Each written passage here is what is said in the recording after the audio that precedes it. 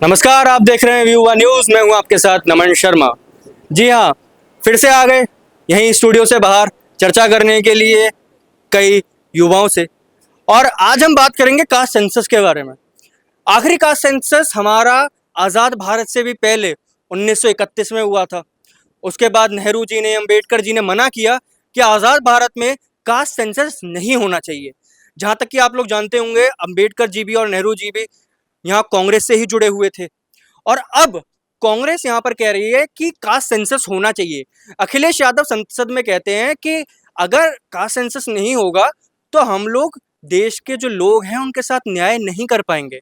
2002 में राहुल गांधी का एक बयान आया था। उन्होंने कहा था कि कास्ट सेंसस नहीं होना चाहिए, इससे देश में बंटवारा होता है। और अब यहाँ पर आप देखते हैं बीजेपी किस तरीके से धर्म को लेकर उनके बारे में सवाल उठते हैं कि वो लोग धर्म को डिवाइड कर रहे हैं। यहाँ पर कास्ट सेंसस में बात हो रही है कि कांग्रेस और समाजवादी पार्टी ये लोग मिलकर यहाँ पर कास्ट में डिवाइड कर रहे हैं, रिलीजन में लोगों को डिवाइड कर रहे हैं। ये सब चीजें सवाल उठ रहे हैं। तो इसी को लेकर आज हम चर्चा करेंगे। कुछ युवा हमारे साथ मौजूद हैं, इनसे सवाल करेंगे। जी, आपका नाम? मेरा नाम उमंग कुमार दुबे है। जी, आपको क्या लगता है देश में कास्ट सेंसस होना चाहिए? जी, कास्ट सेंसस होना चाहिए। कास्ट सेंसस के साथ-साथ हमारे देश में इकोनॉमिक सेंसस भी होना चाहिए। कास्ट सेंसस के फ़ायदे क्या हैं? इससे पता चल जाएगा हमारे देश में कितने जाति जनजाति मौजूद हैं, और इकोनॉमिक सेंसस भी होगा, उससे पता चले कितने लोग बीपीएल वाले हैं और कितने लोग उसका मिसयूज़ कर रहे हैं। बहुत लोग ऐसे भी रहते हैं जो बीपीएल कार्ड बनवा लेते हैं, फ्री का राशन लेते हैं, उसे निजी शॉप्स पे ले जाके बेचते हैं। ये बहुत गलत होता है। इसलिए अगर हो तो दोनों साथ में हो। मेरे को ये बताइए, जो पॉलिटिकल पार्टीज जिनके एक बड़े नेता जैसे कि नेहरू जी हुए, अंबेडकर जी हुए, इन्हीं लोगों ने कास्ट सेंसस रोकी थी। तो मेरा सवाल आपसे ये है कि राहुल गांधी अब कह रहे हैं कि कास्ट सेंसस कराओ, तो या तो नेहरू जी गलत हुए या राहुल गांधी गलत हुए। आपके हिसाब से कौन गलत है? देखिए, ना पक्ष ना विपक्ष, एक जनता रहता है तो निष्पक्ष। मैं उस हिसाब से बताता हूँ आपको। देखिए, कांग्रेस का शुरू से दौर है। एओ ह्यूम जब उसके फाउंडर थे, उन्होंने कास्ट में बांटा। बीजेपी का जो संघी कनेक्शन है, धर्म में बांटो।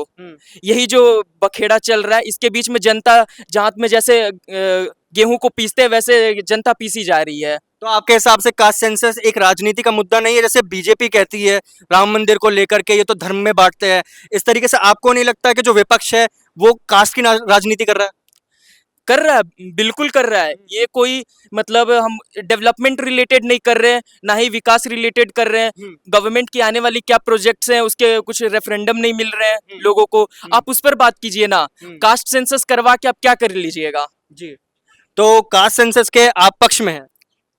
होना चाहिए? हाँ, होना चाहिए। उससे होने से एक चीज पता है, देश में कितने जाति जनजाति लोग मौजूद हैं, इससे हमें एक चीज क्लियर डेटा मिलेगा। जी, आप कुछ पूछना चाह रहे हैं? कहाँ, नाम क्या है आपका? वेदांत गोयल जी। मैं बस ये पूछना चाहता हूँ कि क्या आप अगर ये कह रहे हैं कि हमारे देश में कास्ट सेंसस होना चाहिए, तो मतलब आप देश को जातियों में बांटना चाहते हैं? देश को जातियों में बांटना चाहते हैं? ये कैसे बांटना चाहते हैं जातियों में? अगर कास्ट सेंसस होगा तभी तो मुझे पता रहेगा मेरे देश में कितने जाति कितने जनजाति के लोग मौजूद हैं। अगर पता करेंगे तभी उनको, अगर जो उस लेवल के नहीं है उनको उस टाइप के मतलब मदद सरकार के द्वारा प्रोवाइड करेंगे। मैं आपको उदाहरण के समेत देता हूँ, झारखंड छत्तीसगढ़ में ऐसे बहुत सारे जाति जनजाति हैं जिनको अभी तक कुछ भी सरकारी एड्स नहीं पहुंचे हैं, कुछ भी मुआवजा नहीं मिलता। उनके जल जमीन जंगल सब सरकार छीनी है, अभी तक उनको मुआवजा नहीं मिला, उनको विस्थापित का दर्जा दिया गया है। अब इसी चीज पे अगर मैं आपसे पूछूं कि अगर आप इसको कास्ट सेंसस की जगह इकोनॉमिक सेंसस में कर दें, आप इकोनॉमिक सेंसस करवाइए, कास्ट सेंसस से आपको क्या मिलेगा? कौन सी जाति देख के आपका कभी भी कुछ छीना गया है? अगर हम लोग 1991 में कश्मीरी पंडितों की बात करें, कश्मीरी पंडितों की कौन सी जात देख के छीना गया था? धर्म के नाम पे उनको उन्हीं की जमीन से खदेड़ा गया था। अगर देखें तो सही बात है, कास्ट सेंसस नहीं इकोनॉमिक सेंसस होना चाहिए, क्योंकि ज़रूरी नहीं कि जो लाइक ओबीसी से बिलोंग करता हो, जो जनरल से बिलोंग करता हो, वो इकोनॉमिकली बढ़िया हो, स्टेबल हो। It is not necessary and I have feel it very personally कि ज़रूरी मतलब मैंने देखा है कि कई जनरल और जनरल वाले भी जो हैं वो ऑलरेडी मतलब बहुत लो हैं इन सोसाइटी, वो पीछे जा रहे हैं कहीं ना कहीं क्योंकि उनकी जो फाइनेंशियल कंडीशन है वो उतनी स्टेबल नहीं है। तो जाति को छोड़ के हम उनके इकोनॉमिक कंडीशन पर ध्यान दें और इकोनॉमिक सेंसस करवाएं कि कौन कितना स्टेबल है, कौन कितना कर सकता है समाज में, और मतलब किसको कितनी ज़रूरत है। जी, आप कुछ कहना चाह रहे हैं? कहना चाहूँगा इन्हें कि जनरल कैटेगरी के जो लोग हैं, जो इकोनॉमिकली वीक है, उन्हें भी रिजर्वेशन दिया जाता है, ईडब्ल्यूएस जिसे कहते हैं। ठीक, कब लागू हुआ था? ये कब लागू हुआ तो ये तो मेरे जहन में नहीं है, बट ये 2000 आई थिंक बीजेपी के आने के बाद ही आया है बीजेपी के आने के बाद हुआ, उससे पहले तो नहीं था ना? ना, उससे पहले नहीं था। लेकिन आपको अब तो पता है ना, दिया जा रहा है ना, ये तो उनको अब स्टेबल किया जा रहा है ना, ऐसा कि नहीं है कि नहीं किया जा रहा है जो इकोनॉमिकली बैकर हैं। आपको ऐसा क्यों लगता है कि पहले नहीं किया गया था, अब किया गया? क्या कारण हो सकता है उसका? देखिए, अब इस पे तो कोई खास विचार हो नहीं सकते कि विचार करिए। क्यों नहीं किया गया, अब क्यों किया जा रहा है, क्योंकि हर एक टाइम के साथ साथ सिनेरियो चेंज होते हैं। अच्छा। ठीक है, जो पहले के टाइम थे वो जमींदारी सिस्टम पे गए थे, लोग बहुत ज़्यादा जनरल कैटेगरी के जो थे वो बहुत ज़्यादा रिच हुआ करते थे क्योंकि उनके पास ज़मीन थी, उनके पास रिसोर्सेज थे, ये एक कारण था। और अभी के सिनेरियो में वो सब चीज़ें बदलते जा रही हैं। क्या सब रिच हुआ करते थे? नहीं, बेशक कोई रिच तो उनके साथ अन्याय हुआ है। उनके साथ न्याय नहीं कह सकते हैं, क्योंकि अगर उस किसी जाति विशेष से बिलोंग कर रहे हैं, उनके पास ये एक पावर होता था कि उस सोसाइटी में एक ओहदा रखें। इस बात को आप समझिए, अगर कोई ब्राह्मण है या कोई क्षत्रिय है, वो अगर गरीब भी है तो वो समाज में एक ओहदा रखता था तब। अभी का सिनेरियो एक थोड़ा सा चेंज हो रहा है। लेकिन सरकार में जो हमारा देश है वो जातियों में, धर्म में बदलाव नहीं देखता। वो नहीं देखता कि ये इस कास्ट का है, इसका है। लेकिन यहाँ पे जो सरकारें मदद कर रही हैं, जो ये सब चीजें कर रही हैं, वो लोग क्यों इसमें डिवीजन कर रहे हैं? देखिए, ये लोगों को अपना मेंटालिटी यहाँ पे चेंज करने की जरूरत है। ठीक है, अगर कास्ट सेंसस है या फिर किसी को रिजर्वेशन दिया जा रहा है तो उन्हें ये समझना पड़ेगा कि उन्हें इकोनॉमिकली या फिर जो चीज़ें हैं सोसाइटिकल चीज़ों पे उन्हें पुश किया जा रहा है, और वो एक समय तक नहीं रख के फिर उसको हटाया नहीं जा सकता। उन्हें लंबे समय तक रखना पड़ेगा इस चीज़ को। अगर कोई गरीब इंसान है, उनको उसका एक पूरा जीवनी तो अपने गरीबी से उठने में ही लग जाएगा, तो उन्हें कंटिन्यूसली क्या कहता है वो रिजर्वेशन चाहिए। और मैं यहाँ पे एक चीज़ आपको बोल देता हूँ, जब मंडल कमीशन आया था देसाई जी साहब के टाइम में, जो ओबीसी वर्ग को क्या रिजर्वेशन दिया गया था। मोरारजी देसाई के टाइम पे आया था? हाँ जी, मैं जहाँ तक श्योर है आप? हाँ श्योर हूँ मैं। अगर कौन से साल में आया? कौन से साल में आया ये मेरे जहन में भी नहीं है, लेकिन ये उन्हीं के टाइम में आया था। किन्होंने लागू किया? ये मेरे जहन में भी नहीं है। वीपी सिंह की सरकार में। हाँ, बीपी सिंह सॉरी जो भी हो। ठीक है, तो ये वो जो किया गया था वो ओबीसी वर्ग को इकोनॉमिकली वीक करने के इकोनॉमिकली स्ट्रॉन्ग करने के लिए दिया गया था, ताकि ओबीसी वर्ग जो है वो इकोनॉमिकली स्ट्रॉन्ग हो, इकोनॉमिकली वो आगे बढ़े। आपने उसका आफ्टर मैथ देखा था, क्या हुआ था उसको लागू करने के बाद? हाँ, देखा था बहुत। इसका प्राइम एग्जांपल इलाहाबाद यूनिवर्सिटी रहा, जहाँ पे बहुत समय तक दंगे फसाद हुए। बहुत सारी यूनिवर्सिटीज़ के वो परिणाम है जहाँ पे स्टूडेंट लोग इसके विरोध में प्रोटेस्ट करने के लिए आए थे। लेकिन वो चीज़ क्या उन्हें इकोनॉमिकली स्ट्रॉन्ग करने के लिए गया था। अब अगर प्रेजेंट सिनेरियो में मान के चलिए कि अगर इकोनॉमिक सेंसस होता है, अगर सरकार को लगे कि नहीं ये कास्ट जो है ओबीसी वर्ग में है, ये इकोनॉमिकली स्ट्रांग हो गया, इसको अब हमें जनरल कैटेगरी में लाके रख सकते हैं, तो उन्हें करना चाहिए। और इसमें फिर ओबीसी वर्ग को इसमें कोई बुराई नहीं होनी चाहिए। वो उस चीज़ के लिए आवाज़ ना उठाए कि अब तो हम बैकवर्ड हैं, हम नहीं जा सकते। वो उनको भी पुश करना चाहिए कि हाँ मेरा वो हो चुका है, अब हम आगे बढ़ते हैं। सुप्रीम कोर्ट ने भी रिजर्वेशन के अंदर रिजर्वेशन डाला था, जिसको लेकर बहुत प्रदर्शन भी हुआ था। आपको क्या लगता है उसके बारे में? देखिए, अगर प्रदर्शन हो रहा है चीज़ों को, तो ये हर एक इंसान को समझना पड़ेगा कि अगर SC/ST को रिजर्वेशन है या फिर ओबीसी को रिजर्वेशन है या जनरल कैटेगरी में EWS रिजर्वेशन है, तो वो किसी ने एक मकसद से कि ओबीसी, SC/ST और EWS उन्हें इकोनॉमिकली स्ट्रॉन्ग किया जा रहा है, और SC/ST को सोशली, पॉलिटिकली और इकोनॉमिकली तीनों वे में स्ट्रॉन्ग किया जा रहा है। और इसमें जब बिहार में लड़कियों को रिजर्वेशन मिला तो उन्हें भी कहीं ना कहीं समाज में इक्विटी देने की कोशिश की जा रही है। तो ये एक उनका मकसद है। अब यहाँ पे लोग अपने हिसाब से चीज़ को चेंज कर रहे हैं कि नहीं हम जनरल हैं तो हम क्या कहते हैं, हमें दबाया जा रहा है। नहीं, अगर ओबीसी से कोई है अब उसे अब जनरल कैटेगरी में लाना के रखना चाहिए, तो अब वो सोच रहे हैं कि नहीं हम उसमें चले गए तो फिर हमारा जो कहीं पे जनरल को 1000 लग रहा है, हमें 600 लग रहा है, SC/ST को 200 लग रहा है, वो फिर 400 कैसे बचेगा। ये सब मेंटेलिटी से आप कुछ कहना चाह रहे हैं? हाँ, जैसे कि भाई भी मेरे बिहार से है, तो मैं बता रहा था जैसे कि अभी सेंसस हुआ हमारे यहाँ पे, तो सेंसस हुआ तो उसमें इतना बताया कि भाई इतने जात कितने लोग हैं और उसके पास इतना ज़मीन है। जैसे कि यादव उस समय 14% बताया गया, और भूमियार राजपूत वगैरह के पास कम थे 2-3%, पर ज़मीन ज़्यादा थी। उसी पे अब क्या सोशल मीडिया देखा होगा लड़ाई कितनी हो रही थी कि भाई मेरे पास ज़मीन ज़्यादा है तो इतना खोद लेंगे, इतना वो कर लेंगे। हुआ बहुत दंगे फसाद भी हुए इस जगह पे हुए। तो मैं जानना चाहता हूँ ये ठीक कैसे हुआ है कास्ट सेंसस कि जब ये दो लोगों में जब बंटवारा ही कर रहा है, धर्म पे वैसे ही हम बटे हुए वो सब जानते हैं, अब कास्ट में और उसके बाद एक और काउंटर सवाल ये कि ये मुस्लिम में भी किया जाए अच्छे से, उसको बढ़ावा दिया जाए। मुस्लिम में बहुत है, अहमद है, बहुत तरीके से, बहुत है सिया सुन्नी का। मैं आपसे ये पूछना चाहता हूँ, क्या आपके हिसाब से कास्ट सेंसस से बेहतर इकोनॉमिक सेंसस हो सकता है? बेशक इकोनॉमिक सेंसस भी बेहतर है, जी। क्योंकि इकोनॉमिक सेंसस से ये पता चल जाता है कि किसके पास कितनी संपत्तियां हैं, और उस संपत्ति के आधार पर फिर चीज़ों को हम बांट सकते हैं। अब कोई एक वर्ग है और उसके पास उस वर्ग में एक जैसे बहुत सारे कास्ट हैं, उसके सब कास्ट भी हैं, ठीक है। अब उनमें से पता चले कि उसका सब कास्ट बहुत ज़्यादा रिच है इकोनॉमिकली, बट उन्हें क्या कहता है सब कास्ट होने का वजह से उनको कहता है उस चीज़ का फ़ायदा मिल रहा, तो ये भी तो फिर कहीं ना कहीं हमें रोकना चाहिए। मैं आपसे पूछना चाहता हूँ, अब ये बताइए कि ये सब बातें जो हो रही हैं ये आम आदमी के ऊपर फ़र्क डालती हैं। मैं ये पूछना चाहता हूँ कि क्या सरकारें इसको अपने राजनीतिक फ़ायदे के लिए इस चीज़ का इस्तेमाल करती हैं? ये जो टॉपिक उठता है हमेशा कास्ट सेंसस वगैरह का और ऐसे जातियाँ वगैरह का, ये हमेशा पार्टीज अपने पॉलिटिकल फायदे के लिए ही उठाती है। बिकॉज जितना ये रिसेंटली टॉपिक उठता है, आप हर बार देखोगे, हर बार इंटरकास्ट वायलेंस आपका बढ़ता है। हमेशा ऐसे केसेस आते हैं जिनमें दिखाते हैं कि कैसे जातियों के बीच में कितना ज़्यादा सेपरेशन बढ़ता जाता है, और हर बार ये ऐसे ही बढ़ता जाता है। और इसकी इम्प्लीमेंटेशन का देखा जाए, कास्ट वगैरह का रिजर्वेशन का इम्प्लीमेंटेशन ठीक से होता नहीं है। कोई सर्टिफिकेट बनवा के उसका अब्यूज़ करता रहता है, इसका इम्प्लीमेंटेशन सही नहीं होता, और इसमें सेपरेशन बढ़ता रहता है। तो इसका फ़ायदा क्या जब ठीक से आप इम्प्लीमेंट नहीं कर रहे। जैसे कि कास्ट सेंसस अलग बात है, जैसे चुनाव होता है, चुनाव से पहले क्या करते हैं भाई कि ठाकुर कितने वोट है, यादव कितने वोट है, इसके कितने वोट है, और मुस्लिम के एक साथ इतने वोट है इस पार्टी को, वो उसमें क्यों नहीं बांटते वो कि भाई धोबी, पासी, अहमद, सुन्नी, सिया, सुन्नी और जो भी उन पे उसमें क्यों नहीं करते भाई कि 2% इसके वोट है। हिंदू में तो कर देंगे भाई कि ठाकुर के 2%। कहना चाहते हैं कि जो हिंदुओं में कास्ट के ऊपर डिस्क्रिमिनेशन चल रही है उसके साथ मुस्लिम्स में भी चालू कर दें। तो इक्वालिटी अपने पास नहीं, नहीं, unity रख रहा है, मुस्लिम में कास्ट है लेकिन मुस्लिम कास्ट में यूनिटी चल रही है, मैंने मान ली। इसमें एक और मैं कहना चाहूँगा, भाई देश सबका इक्वालिटी है भाई, इस चीज में भी करो, डेटा में भी इक्वालिटी करो। मेरा सवाल यहाँ पर सीधा ये होगा आगे कि जो लोग हैं, आप भी युवा हैं, आप लोग भी वोट देंगे। मैं आपसे ये पूछना चाहता हूँ कि हमारे देश में अक्सर ये देखा गया है, कई सारे राज्यों में अभी भी हो रहा है, जहाँ जाति को देखकर या कास्ट कहें, धर्म कहें, उसको देखकर वोट दिए जाते हैं। मेरा सवाल आपसे है, आप बताइए कि हमारे देश में लोग अक्सर जाति को देखकर, धर्म को देखकर वोट देते हैं, क्या ये चीज़ ठीक है? नहीं, ये बिल्कुल भी सही नहीं है, क्योंकि ऐसा नहीं करना चाहिए। हम सब एक ही भारत के निवासी हैं, तो जब ऊपर वाले ने ये सब नहीं किया तो हमें क्यों करना चाहिए धर्म और जाति को लेके अलग अलग।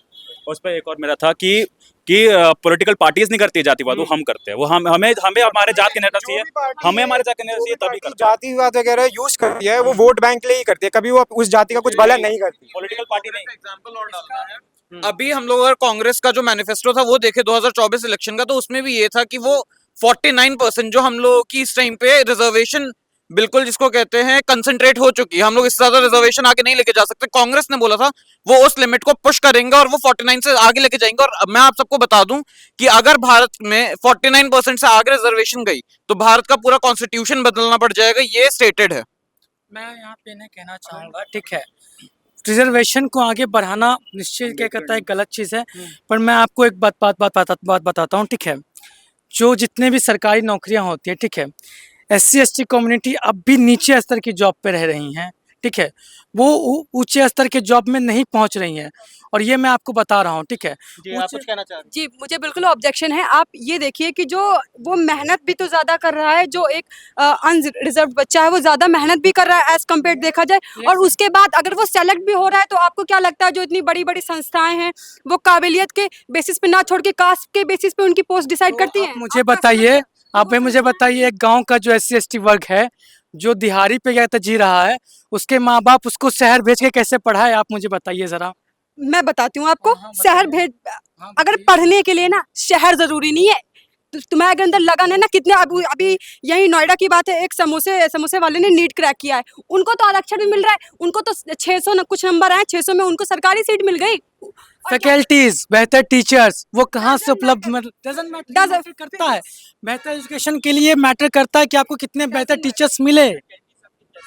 जी, जी, फैकल्टीज मैटर करते हैं आपके। अगर आप जैसे बताया कि नोएडा में वो समोसे वाला वो नीट क्लियर कर लिया, अरे उसके पास यहाँ पे इंटरनेट सुविधा है। जो आप गांव में जाकर देखिए, जहाँ पे अच्छे से सिग्नल, कॉल पे बात करने के लिए सिग्नल नहीं आता है, वो बेचारा फोन पे मेरे गांव में भी नहीं आता। कौन से गांव में? मेरा गांव ग्रेटर नोएडा में ही है। ग्रेटर नोएडा में ग्रेटर नोएडा में, जी हाँ। कौन से टावर? अभी जो ये टॉपिक खुल गया ये अभी भी इकोनॉमिक के ऊपर, ये कास्ट से हटके हम इकोनॉमिक में आ गए, फिर भी डिवीजन चल रहा है। जैसा कि ऑनलाइन क्लासेस होती है, पीडब्ल्यू इतना अच्छा शिक्षा दे रहा है, क्यों नहीं आप यूज कर रहे हैं? ये बड़ी बड़ी कोचिंग्स तो बस अपने फेम के लिए चलती है।